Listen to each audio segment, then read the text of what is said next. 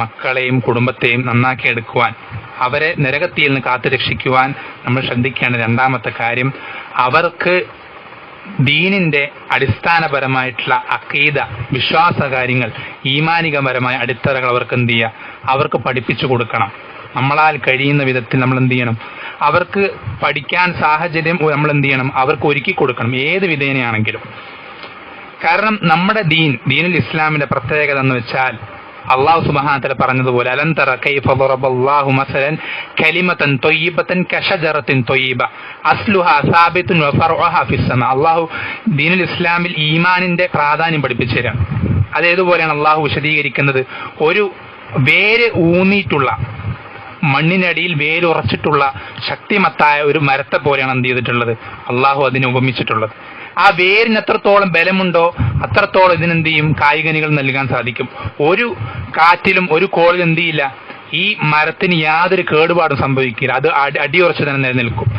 ഇതുപോലെയാണ് നമ്മുടെ ഈമാനും നമ്മുടെ വിശ്വാസ കാര്യങ്ങളും നമ്മുടെ വേരുകളാണ്.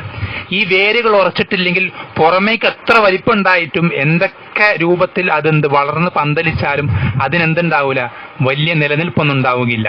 ചെറിയൊരു കാറ്റടിക്കുമ്പോഴേക്കും, ചെറിയൊരു മഴ വരുമ്പോഴേക്കും എന്ത് ചെയ്യും, അത് തകർന്ന് തരിപ്പണമായി പോകുന്നത് നമ്മൾ കാണാൻ സാധിക്കും. ഇതുപോലെയാണ് നമ്മുടെ ദീനും. നമ്മുടെ ദീനിന്റെ അടിസ്ഥാനമായ വിശ്വാസ കാര്യങ്ങൾ നമ്മൾ എന്ത് ചെയ്തിട്ടില്ലെങ്കിൽ, തൗഹീദും ഈമാനും നമ്മൾ കുറ്റമറ്റതാക്കാൻ ശ്രമിച്ചിട്ടില്ലെങ്കിൽ, നമ്മുടെ വേര് നമ്മൾ എന്ത് ചെയ്യാണ്, നമ്മൾ ശ്രദ്ധിച്ചിട്ടില്ല എന്നുള്ളത്.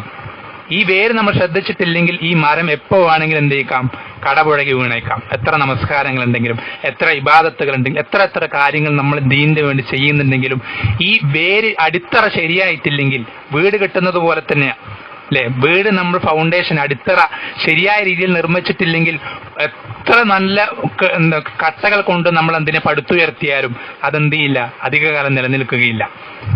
അതുപോലെ തന്നെയാണ് നമ്മുടെ ദീനിൽ അഖീദയ്ക്ക്, വിശ്വാസപരമായ കാര്യങ്ങൾക്ക്, തൗഹീദും ഈമാനൊക്കെ ഉള്ള ഒരു പ്രാധാന്യം അത്രത്തോളം ഉണ്ട് എന്ന് അല്ലാഹു സുബ്ഹാനഹു വ തആല എന്ത് ചെയ്യണം, ഒരു മരത്തിന്റെ ഉപമയായി പഠിപ്പിച്ചു തരാം. അപ്പൊ ഈ കാര്യങ്ങൾ നമ്മൾ എന്ത് ചെയ്യണം, നമ്മുടെ കുടുംബത്തിന് നമ്മൾ ഈ കാര്യങ്ങൾ പഠിപ്പിച്ചു കൊടുക്കൽ നമ്മുടെ ബാധ്യതയാണ്. നമ്മൾ ഈ കാര്യങ്ങൾ അതിന്റെ പ്രാധാന്യം അറിയുകയും അത് നമ്മുടെ വീട്ടുകാർ അറിയാതിരിക്കുകയും നമ്മൾക്കത് അവർക്ക് എത്തിച്ചു കൊടുക്കാൻ സാഹചര്യം ഉണ്ടായിട്ട് നമ്മൾ എത്തിച്ചു കൊടുത്തില്ലെങ്കിൽ അവർ നരകത്തിയിൽ പോകുന്നതിന് നമ്മൾ ചോദ്യം ചെയ്യപ്പെടും. അവർ നരകത്തിയിൽ അറിയപ്പെടുന്നതിൽ നമ്മൾ എന്ത് ചെയ്യും, കാരണക്കാരായി തീരുന്നൊരവസ്ഥ ഉണ്ടായേക്കാം. വളരെ ശ്രദ്ധിക്കേണ്ട വിഷയമാണ്. നമ്മുടെ ചെറിയ മക്കളെ തന്നെ നമ്മൾ എന്ത് ചെയ്യണം, ഈ രൂപത്തിൽ വളർത്തിയെടുക്കേണ്ടതുണ്ട്. നമ്മൾക്കറിയാം ലുഖ്മാൻ അലൈഹിസ്സലാമയുടെ സംഭവമൊക്കെ ഖുർആനിൽ അല്ലാഹു വിശദീകരിക്കുന്നത്. ചെറിയ മോനോട് ലുഖ്മാൻ അലൈഹിസ്സലാം പറയുന്ന വാക്ക് യാ ബുനിയ്യ ലാ തുശ്രിക് ബില്ലാ, പൊന്നുമോനെ നീ അള്ളാഹുവിൽ ശിർക്ക് ചെയ്യരുതെന്ന് പറഞ്ഞുകൊണ്ടാണ് എന്ത് ചെയ്യുന്നത്, ലുഖ്മാൻ അലൈഹിസ്സലാം പഠിപ്പിച്ചു കൊടുക്കാൻ തുടങ്ങുന്നത് തന്നെ ആദ്യം തൗഹീദ് പറഞ്ഞുകൊണ്ടാണ്. അപ്പൊ നമ്മുടെ മക്കൾക്ക് ചെറിയ കുട്ടികളായിക്കോട്ടെ വലിയ കുട്ടികളായിക്കോട്ടെ നമ്മൾ എന്ത് ചെയ്യണം, ഈമാനികമായ അടിത്തറ അവരിൽ ഉണ്ടാക്കിയെടുക്കാൻ നമ്മൾ പരമാവധി ശ്രദ്ധിക്കേണ്ടതുണ്ട്. വിശ്വാസ കാര്യങ്ങൾ അവർക്ക് പറഞ്ഞു കൊടുക്കാൻ നമ്മൾ എന്ത് ചെയ്യേണ്ടതുണ്ട്, പരമാവധി പരിശ്രമിക്കേണ്ടതുണ്ട്.